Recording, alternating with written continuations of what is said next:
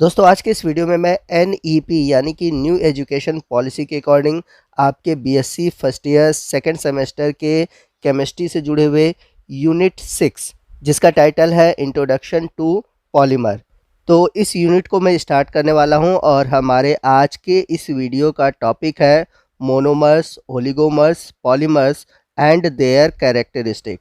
तो आज के इस वीडियो में सबसे पहले हम डिस्कस करेंगे what are monomers, oligomers and polymers. इसके बाद हम डिस्कस करेंगे how do they link together, यानी कि ये आपस में एक दूसरे से कैसे जुड़ते हैं। इसी के साथ साथ हम जानेंगे मोनोमर, ओलिगोमर, पॉलीमर के एग्जाम्पल के बारे में और वीडियो के लास्ट में जानेंगे कैसे ये ब्रेक करते हैं, हाइड्रोलाइसिस क्या होता है, कंडेंसेशन क्या होता है। इन सभी टॉपिक को हम डिटेल से डिस्कस करेंगे। तो कुल मिलाकर आज का वीडियो आपके लिए बहुत इंपॉर्टेंट होने वाला है। वीडियो को आप ध्यान से देखिएगा और पूरा देखिएगा। तो आइए आज के वीडियो की शुरुआत करते हैं। तो आइए सबसे पहले हम बात करें मोनोमर्स क्या होते हैं, व्हाट आर मोनोमर्स। तो यदि हम बात करें मोनोमर्स की, तो मोनोमर्स दो वर्ड से मिलकर बने हैं, मोनो प्लस मर। तो मोनो मीन्स होता है वन और मर्स का मतलब होता है पार्ट, ओवर और सेगमेंट। तो इस प्रकार हम कह सकते हैं कि जो मोनोमर्स होते हैं वह केवल एक सिंगल पार्ट है या फिर एक सिंगल सेगमेंट होते हैं। Monomers are small molecules which may join together and form oligomers and polymers. तो जो मोनोमर्स होते हैं स्मॉल मॉलिक्यूल होते हैं और ये आपस में जुड़कर ओलिगोमर और पॉलीमर का निर्माण करते हैं। और यहाँ पर मैं ये भी क्लियर कर दूं कि जो मोनोमर्स होते हैं ये बेसिक स्ट्रक्चरल यूनिट होते हैं, यानी कि इन्हीं की वजह से ओलिगोमर और पॉलीमर बनते हैं। जैसा कि आप फिगर में देख सकते हैं कि एक बहुत बड़ा सा चेन है, ठीक है। तो ये जो बड़ा चेन है ये छोटे छोटे चेन से मिलकर बना होता है। तो ये जो छोटा यूनिट है यही छोटा यूनिट है मोनोमर। आइए मैं आपको एक और एग्जांपल से समझाता हूँ। तो जैसा कि आप देख सकते हैं ये एक दीवार है। इस दीवार में आप देख सकते हैं कि ढेर सारे ईंटें हैं। तो ढेर सारी ईंटों से मिलकर बनती है कोई दीवार। तो यहाँ पर जो एक ईंट है यह एक सिंगल यूनिट है या फिर कह सकते हैं कि एक बेसिक स्ट्रक्चरल यूनिट है और यही यूनिट कहलाता है मोनोमर। और ढेर सारे मोनोमर्स मिलकर बनाते हैं पॉलीमर। तो ये पूरी जो दीवार है यह एक तरह से है पॉलीमर। तो आइए नेक्स्ट हम बात करते हैं पॉलीमर्स की। पॉलीमर्स क्या होते हैं ये भी समझ लेते हैं। तो पॉलीमर्स जो होते हैं ये भी दो वर्ड से मिलकर बने हैं, पॉली प्लस मर। तो पॉली का मतलब होता है मेनी और मर का मतलब जैसा कि पीछे हमने देखा इसका मतलब होता है पार्ट या फिर सेगमेंट।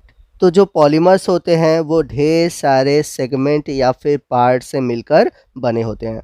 तो इस तरह से हम पॉलीमर को डिफाइन कर सकते हैं, a long chain of repeating monomers unit. यानी कि जो पॉलीमर होते हैं अनेक मोनोमर यूनिट के आपस में जुड़ने से बनते हैं। तो जैसा कि इमेज में आप देख सकते हैं कि एक चेन है। तो ये जो चेन था मैंने बताया था एक सिंगल यूनिट जो था उसे हम बोलते हैं मोनोमर। अब ये सिंगल यूनिट ढेर सारे आपस में जुड़ रहे हैं और बना रहे हैं polymer. Polymer are also called macromolecules. तो पॉलीमर को हम मैक्रोमोलिक्यूल्स भी कहते हैं। और यहाँ पर एक वर्ड और आता है पॉलीमराइजेशन। तो पॉलीमराइजेशन क्या होता है मैं आपको ये भी समझा देता हूँ। The reaction in which monomers join to make polymer is called polymerisation. यानी कि वह अभिक्रिया जिसमें कि मोनोमर्स आपस में जुड़ते हैं और पॉलीमर का निर्माण करते हैं उस प्रोसेस को हम बोलते हैं पॉलीमराइजेशन। सिंपली मैं आपको कह दूं पॉलीमर के निर्माण की जो प्रक्रिया होती है उसी को हम बोलते हैं पॉलीमराइजेशन। तो जो पॉलीमर होते हैं वो मोनोमर के हजारों लाखों यूनिट से मिलकर बने होते हैं। तो जो पॉलीमर की प्रॉपर्टी है वो डिपेंड करती है कि उनके बीच की बॉन्डिंग कैसी है, यानी कि पॉलीमर के बीच का जो चेन का लेंथ है वो कैसा है या फिर किस तरह के मोनोमर्स उसमें पाए जा रहे हैं।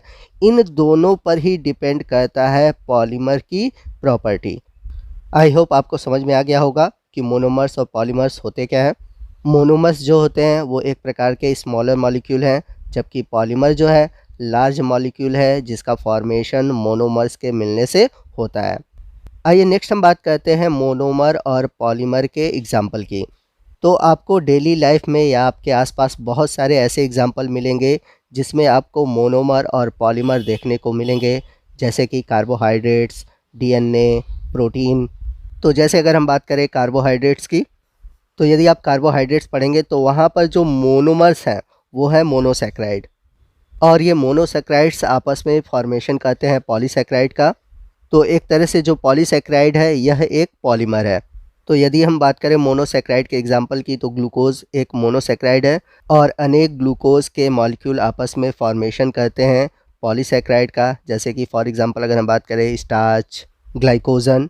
तो इस तरह से आप देख सकते हैं कि जो कार्बोहाइड्रेट्स हैं उन्हें मोनोमर्स और पॉलीमर्स के अकॉर्डिंग डिवाइड किया गया है, मोनोसेक्राइड में, पॉलीसेक्राइड में, ओलिगोसेक्राइड में। तो ओलिगोसेक्राइड क्या होगा उसके बारे में हम आगे जानेंगे। आइए एक और एग्जांपल से हम मोनोमर्स और पॉलीमर के बारे में समझते हैं। तो बात करें अगर हम डीएनए की, तो डीएनए में जो सबसे छोटा यूनिट है यानी कि जो मोनोमर है वो है न्यूक्लियोटाइड, और ढेर सारे न्यूक्लियोटाइड मिलकर बनाते हैं पॉलीन्यूक्लियोटाइड। तो पॉलीन्यूक्लियोटाइड एक पॉलीमर है और इन्हीं पॉलीमर से मिलकर फॉर्मेशन होता है डीएनए का। तो इस तरह से डीएनए का जो मोनोमर है वो है मोनोन्यूक्लियोटाइड और जो पॉलीमर है वो है पॉलीन्यूक्लियोटाइड। आइए एक और एग्जांपल से समझते हैं। तो यदि हम बात करें प्रोटीन की, तो जो प्रोटीन होते हैं वो अनेक एमिनो एसिड के आपस में पेप्टाइड बॉन्ड के जुड़ने से बनते हैं। तो डायग्राम में आप देख सकते हैं कि प्रोटीन का लॉन्ग चेन है, इसमें जो स्मॉलेस्ट या सिंगल यूनिट है वो है एमिनो एसिड, और ये आपस में जो एमिनो एसिड है पेप्टाइड बॉन्ड से जुड़े हैं। तो यहाँ पर जो एमिनो एसिड है यह एक मोनोमर है, और जब ढेर सारे मोनोमर्स यानी कि एमिनो एसिड आपस में फॉर्मेशन कर रहे हैं प्रोटीन का, तो प्रोटीन एक पॉलीमर है। तो अभी हमने जाना कि मोनोमर्स और पॉलीमर्स क्या होते हैं। नेक्स्ट हम बात करते हैं ओलिगोमर्स की। तो ओलिगोमर भी दो वर्ड से मिलकर बने हैं, ओलिगो प्लस मर। तो ओलिगो का मतलब होता है फ्यू यानी कि कुछ। A molecule composed of a small number of linked monomers units a short polymer compound called oligomers. तो जो ओलिगोमर्स होते हैं ये भी मोनोमर्स से मिलकर बनते हैं। तो अब बात आती है तो पॉलीमर और ओलिगोमर में डिफरेंस क्या हुआ। तो जो ओलिगोमर होते हैं इनमें मोनोमर की जो संख्या होती है वो बहुत ही कम होती है। इस तरह से हम ओलिगोमर को शॉर्ट पॉलीमर भी कह सकते हैं। Oligomers have less than 100 monomers unit and usually less than 30। तो जो ओलिगोमर्स होते हैं उनमें मोनोमर्स की जो संख्या होती है 100 से कम होती है। वही पॉलीमर में अगर बात करें मोनोमर्स की संख्या को, तो पॉलीमर्स में मोनोमर्स जो होते हैं 100 से अधिक होते हैं, यानी कि अगर 100 से कम मोनोमर्स जुड़ते हैं तो वो ओलिगोमर की कैटेगरी में आते हैं, और 100 से अधिक होते हैं तो वो पॉलीमर की कैटेगरी में आते हैं। तो मोनोमर्स की संख्या के आधार पर ओलिगोमर को हम dimer, trimer, tetramer, pentamer, hexamer, heptamer, octamer, nonamer, decamer इन सभी नाम से पुकारते हैं। यानी कि अगर 2 मोनोमर जुड़ते हैं तो डाइमर, 3 मोनोमर जुड़ते हैं तो ट्राइमर, 4 मोनोमर जुड़ते हैं तो टेट्रामर, 5 मोनोमर जुड़ते हैं तो पेंटामर, 6 मोनोमर जुड़ते हैं तो हेक्सामर। तो इस आधार पर यानी कि मोनोमर की संख्या के आधार पर इनके नाम रखे जाते हैं। तो इसका सबसे अच्छा एग्जाम्पल आप कार्बोहाइड्रेट्स में पढ़ेंगे। जब आप कार्बोहाइड्रेट्स के टाइप पढ़ेंगे तो वहाँ पर देखेंगे जो कार्बोहाइड्रेट्स होते हैं वो 3 टाइप्स के होते हैं, मोनोसेक्राइड, ओलिगोसेक्राइड और पॉलीसेक्राइड। तो यहाँ पर जो कार्बोहाइड्रेट का क्लासिफिकेशन है वह मोनोमर्स की संख्या पर ही डिवाइड हुआ है। आइए चलते हैं नेक्स्ट पॉइंट की ओर और समझने की कोशिश करेंगे कि कैसे मोनोमर्स आपस में मिलकर ओलिगोमर और पॉलीमर का फॉर्मेशन करते हैं। तो जब 2 मोनोमर्स आपस में एक दूसरे के पास आते हैं वहाँ पर कंडेंसेशन रिएक्शन होता है। तो कंडेंसेशन होता क्या है, ये कैसे होता है, आइए इसको समझते हैं। तो जितने भी मोनोमर्स हैं जो आपस में जुड़ रहे हैं उनके पास हाइड्रोक्सिल ग्रुप होना चाहिए। तो दोनों मोनोमर्स में एक जो मोनोमर्स है उसका OH ग्रुप यानी कि हाइड्रोक्सिल ग्रुप दूसरे मोनोमर्स के हाइड्रोजन से जुड़कर वाटर का एक मॉलिक्यूल रिलीज करता है। तो जब वाटर मॉलिक्यूल रिलीज होता है तो इन दोनों मोनोमर्स के बीच एक ऑक्सीजन एटम रह जाता है जो कि इन दोनों मोनोमर्स को आपस में जोड़ता है, और इस तरह से दोनों मोनोमर्स आपस में जुड़ जाते हैं। तो यहाँ पर मैं आपको एक इम्पॉर्टेंट चीज़ बता दूँ कि कोई भी मॉलिक्यूल या कोई भी कंपाउंड मोनोमर्स नहीं हो सकता।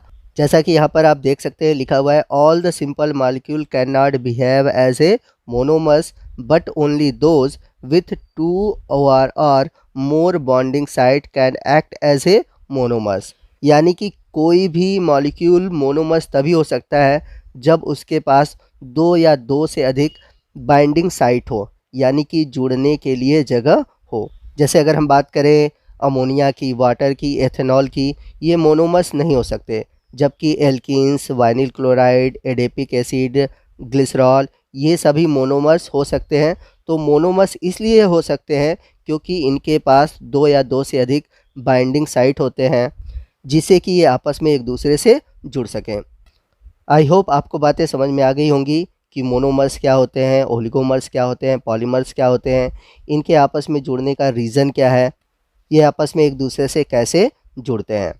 तो हमारा आज का ये वीडियो आपको कैसा लगा कमेंट करके ज़रूर बताइएगा। वीडियो अच्छा लगा हो तो वीडियो को लाइक और शेयर करना मत भूलिएगा। और यदि आप हमारे चैनल पर नए हैं और अभी तक आपने हमारे चैनल को सब्सक्राइब नहीं किया हुआ है तो प्लीज़ चैनल को सब्सक्राइब कर लीजिए और बगल में जो बेल आइकन है उसे प्रेस करना मत भूलिएगा, ताकि जब भी मैं इस तरह के वीडियो अपलोड करूं उसका नोटिफिकेशन आपको मिलता रहे। तो मिलते हैं अगले वीडियो में अगले टॉपिक के साथ, तब तक के लिए जय हिंद, जय भारत।